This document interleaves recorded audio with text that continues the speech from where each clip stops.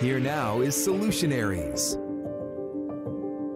Welcome back to Solutionaries. I'm Louis Bolden. Shoplifting. It is forcing some major retailers to shut down some of their stores and threatening their bottom line. But there is a secret weapon right here in Central Florida. Correspondent Eric Sandoval uncovered a possible solution to the problem and takes us behind the scenes of the latest in loss prevention technology. They can be sneaky. They can be violent. Thieves are costing stores across the country more than $100 billion a year. And that's forcing some major retailers to shut down some of their locations. We're going to take you inside an experimental lab where researchers are finding new high-tech ways to stop shoplifters in their tracks. We're going to see how those plans are working and how some criminals are still working hard to get around them.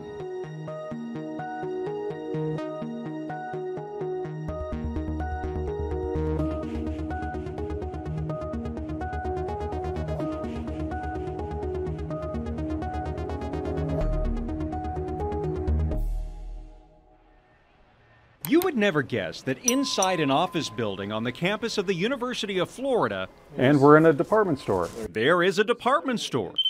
But this isn't any store. How does this work? So it works different ways. This is a prototype store at the Loss Prevention Research Council. This is where co-founder Reed Hayes develops and tests the latest technology to thwart shoplifters. For example, there is no key for this display case. To access it, you have to enter your cell phone number and get a code back, right? And it can't be a burner phone. It somehow knows what the network. So really, you enter it in, you get a code, now it will open. Some of the tech needs your face to give you access. Now see the face boxing around our faces? Yeah. So we've worked with the technology guys that they can implement that to make it a more credible solution. Some of the devices are more low-tech. We want things that require two hands to manipulate. You got to open it, you got to select it, because if you just have one hand, you can just shovel stuff into a garbage bag, right? Got it. Okay, so you want people to have to do that. You also want things that make a lot of noise and take time. So we're increasing effort. God, I got to go through all this. We are increasing perceived risk of getting caught. People are hearing all this going on. And sometimes Hayes says you need to think like a bad guy. So it's called a magic bag. It's what some boosters or shoplifters use to carry out goods, but what they'll do is try and defeat electronic tag systems by lining this with foil. They'll spend a lot of time developing magic bags and different types of magnet systems and try and defeat these things. Now, some of these systems will detect this coming into the store or a magnet. Hayes and his researchers work with some pretty big-name retailers across the country to make shoplifting harder. One of them is Walmart. Out one in Walmart. Take a look at what they're up against. Body camera video shows a police officer in Peachtree, Georgia, trying to stop a suspected shoplifter in a Walmart parking lot. You can see a customer sideline the suspect with his cart. In Indianapolis, police say this group was caught on video at a local Macy's, gathering up as much high-end merchandise as they could hold. They then walked out the front doors and stuffed it all into their car. They're trying to get in and get out without incident because they are literally trying to steal tens of thousands of dollars worth of product per day. Unfortunately, it's a arms race. So every time we come out with a new gadget, there's another way of defeating it that comes out.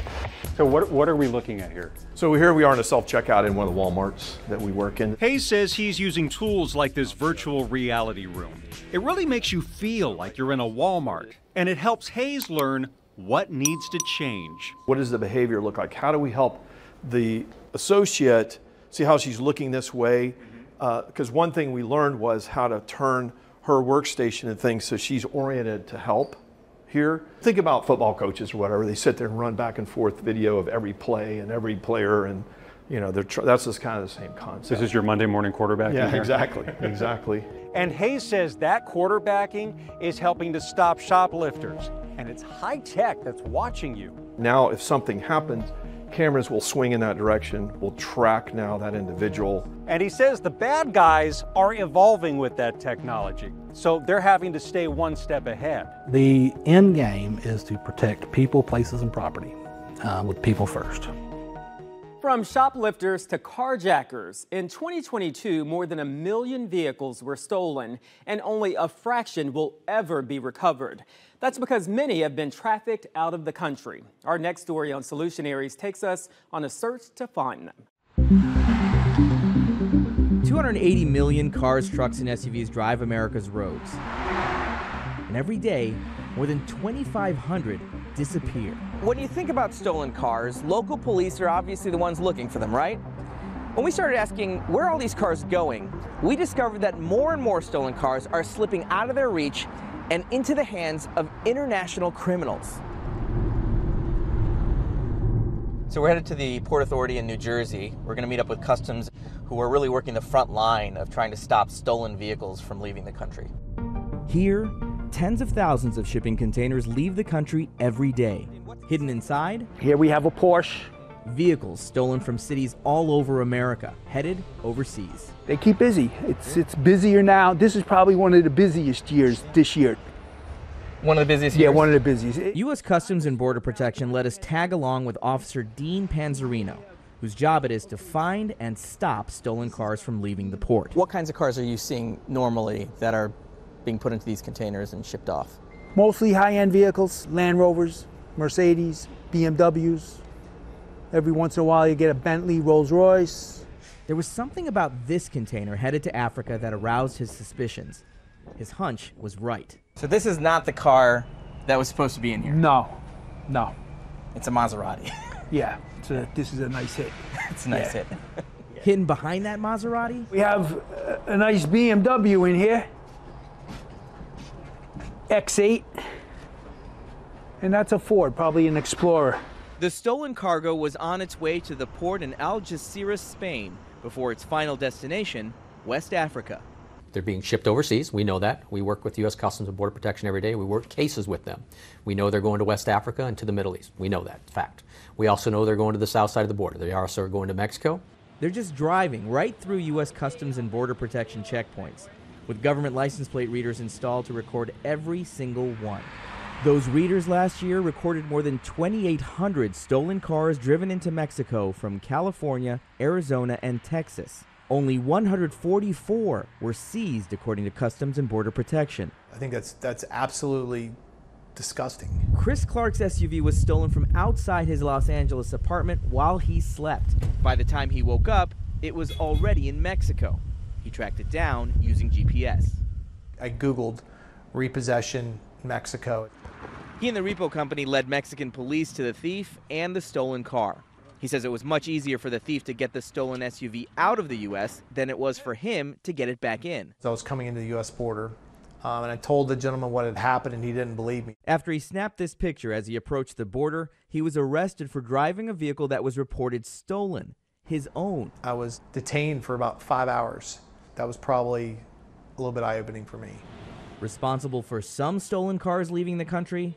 Organized crime. The cartels are constantly looking for vehicles that can be used and be militarized in Mexico. Mark Lipa showed us video investigators obtained of cartel operatives stealing an SUV in the middle of the night. This particular organization, this particular cell, stole over 600 vehicles and exported them into Mexico. Most of those cars, like this Jeep in Texas, stolen while the owners slept. There aren't the resources to go after these cars. That becomes a challenge because you have to have a law enforcement entity in between that border crossing that's able to interdict it on a traffic stop.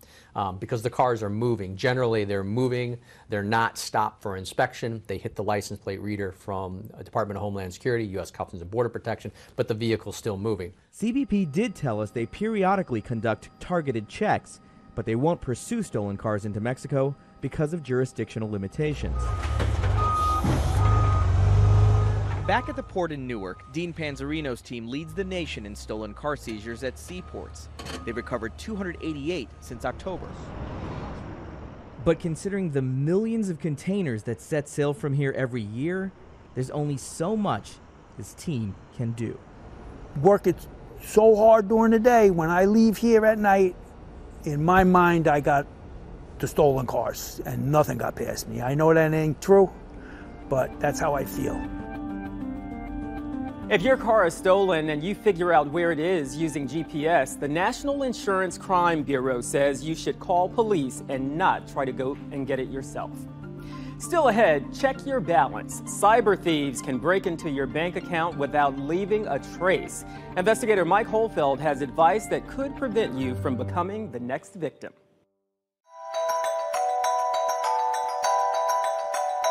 Welcome back to Solutionaries. I'm Louis Bolden.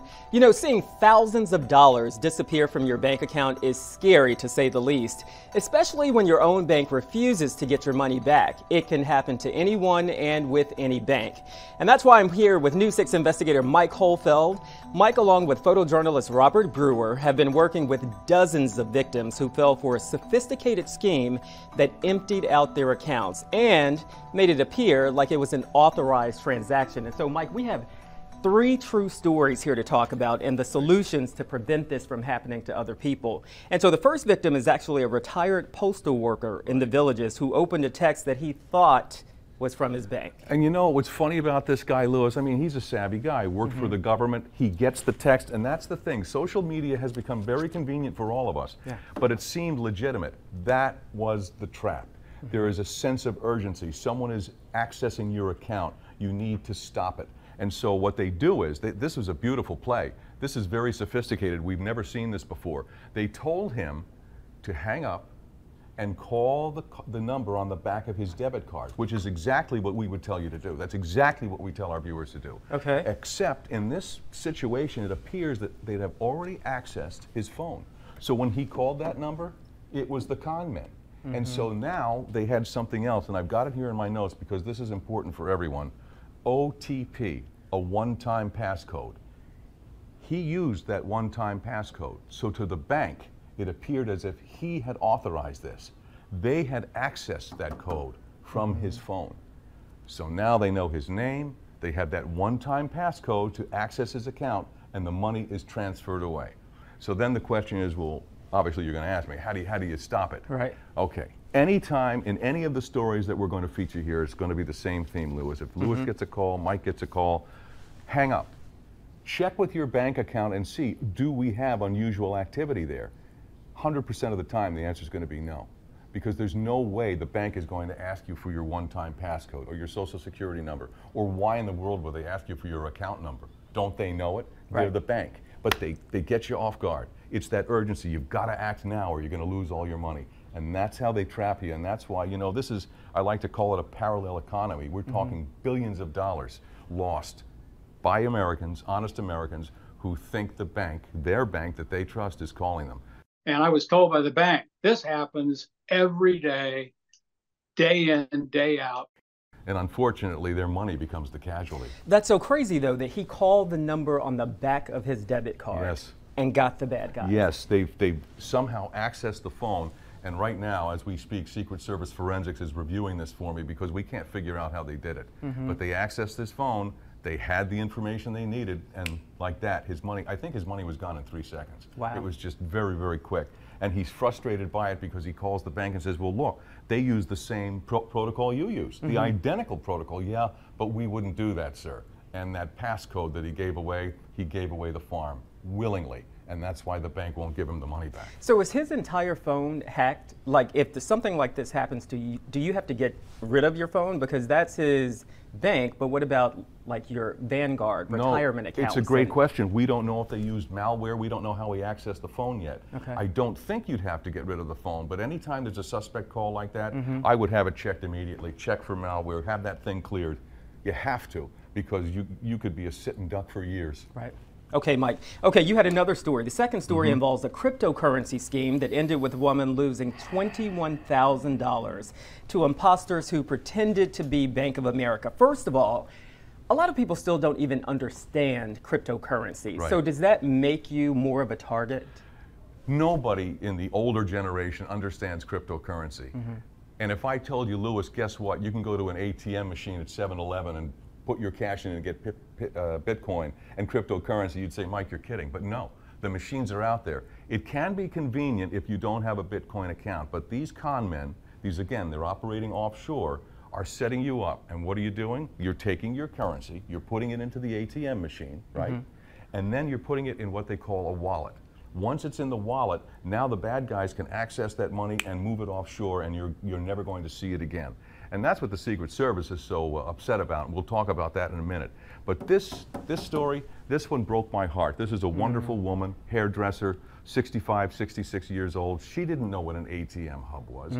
All she knew was that they're telling her, her bank that she trusts, if you put it in there, you're going to protect your money from the thieves. And don't tell the bank, by the way, Lewis, because it may be someone on the inside that's behind this. Again, the urgency, the panic, these are the things that the Secret Service are teaching us. You have that, oh, I have to do something now or else. Take a breath, step back, call your bank. I'm going to keep saying that over and over again because you're probably being set up. It's another con game to steal your money. They're playing on honest people that don't really understand this Bitcoin stuff, but they figure, wait a minute, I'm protecting my money, I better do it. This woman drove to a liquor store and a vape shop. I mean, it broke my heart. It's embarrassing and it's hurtful, but I know other people. But to hear my story, it would help someone else. And you know, Mike, I remember this story, and I remember feeling sorry for this woman because she said, I'm so embarrassed. But the thing is, when people fall for these things, they are embarrassed, but really, it can happen to anybody. So there's nothing to be embarrassed about. I'm glad you brought that up. Don't be embarrassed. We have people that are coming to us way too late because they were embarrassed. They feel stupid. You're not stupid. You're the honest people that are being played by these con men. And if we get the word out there and we teach them to take that step back and go, wait a minute, someone got into my account, I have to get Bitcoin? Why in the world would you do that? Your bank would never ask you to do that. So I'm glad you brought that up. Don't be embarrassed. Come to us, we can help. And time really is of the essence. Yes. The Secret Service says if you get to them within 24, 48 hours, there's a good chance they can get your money back. Yes, we can retrace where it went and get the money back. But after that, no, because it's moved offshore and it's gone. Okay, and you found out the Secret Service is now posting flyers at those crypto ATM machines? We're working closely with the Secret Service, Lewis, and they started putting these out in November. Stop cryptocurrency scams. Their words, not mine, but believe me, I believe it's a scam. And what you can see there is they have the key questions that we want every person targeted to consider. And the two that we've been talking about, Lewis and I have been talking about today, were you encouraged to send cryptocurrency to repair a virus on your computer? That's one that'll pop up on your computer. Here's the one. Were you told the only way to protect your money was by making deposits to cryptocurrency ATMs? There's 6 in all. We started posting these around Seminole County, and of course, once again, News 6 is working closely, and we'll have that exclusively. And Mike, the last story we want to tell people about had the biggest loss of all, $126,000. Good grief. Yeah, and here's another lesson, something we don't see very often. They were actually testing his account. They put in 10 cents, they take out 10 cents. I saw that. 30 cents, right? And when you're looking at it, you go, wait a minute, what are they doing? What they're doing is they're testing to see what is the account active. Now, there's one word I have in my notes here that I want everyone to listen to. It was a stale account. He had that account set for retirement, so money was going in, building up, but he never checked it. There was no activity. The only time there was activity, he'd pay his accountant once a year. That's what they love. Nobody's guarding the account, if you will. And so they took a little bit, and in a couple of days, it was all gone. And you know how he found out about it?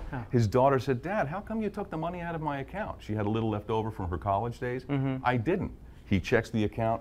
That's when he found out he was ripped off. So Mike, do you literally need to look at your account every single day? Yes. I know that sounds ridiculous, but they've become so sophisticated, Lewis, we have to. Even a retirement account? Absolutely. Every day? Yes, absolutely. Now, the 401ks and stuff like that, that has a better security system. These so-called big box banks, they're just vulnerable because these guys know how to get into the system. So we all have to be careful. Checking account, savings account, I don't care if you only have $5 in it, check it because it could be gone and that burger you were going to get is not going to be eaten. So listen, I remember the guy in this story saying that your money is not even safe in the bank. Right, a lot of people say that. I remember the old Rocky Marciano story, the old boxer. He put the money under the mattress. A lot of people are afraid to leave the money in the bank. Secret Service advises me go to a credit union. Smaller operations, tighter security. And that's probably the way all of us should be going. I have never heard that, but that is good advice. Yes. Mike, thank you so much. My pleasure. Now, if you have a consumer or banking issue, text the words "Make Ends Meet" along with your contact information and issue to 407-676-7428. And don't forget, all of these stories and their solutions can be found on clickorlando.com/makeendsmeet. And join us next week for another episode of Solutionaries. Take care.